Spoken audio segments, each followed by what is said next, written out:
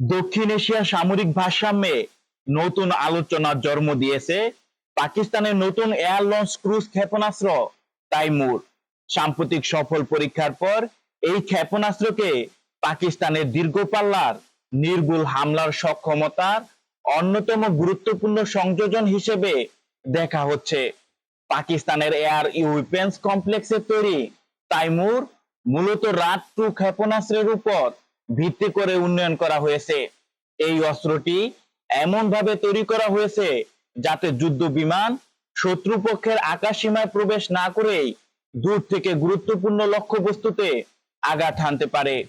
সামরিক বিশ্লেষকদের মতে কম দৃশ্যমান নকশা, ভূখণ্ড অনুসরণ করে উঠতে পারার ক্ষমতা এবং অত্যাধুনিক নির্দেশনা ব্যবস্থার কারণে ক্ষেপণাস্ত্রটি প্রতিপক্ষের আকাশ প্রতিরক্ষা ব্যবস্থার জন্য নতুন চ্যালেঞ্জ তৈরি করতে পারে। এর ফলে পাকিস্তান বিমান বাহিনীর জেএফ-17 থান্ডার যুদ্ধ বিমানও একটি কার্যকর গভীর পাল্লার হামলাকারী প্ল্যাটফর্মে পরিণত হওয়ার সম্ভাবনা তৈরি হয়েছে।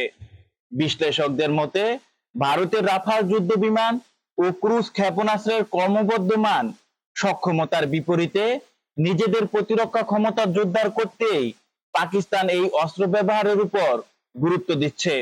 এর মাধ্যমে বিমান ঘাঁটি, সামরিক স্থাপনা, এমনকি সমুদ্রপথে থাকা গুরুত্বপূর্ণ লক্ষ্যবস্তুকেও দূর থেকে আঘাত করার সক্ষমতা অর্জনের চেষ্টা করছে ইসলামাবাদ।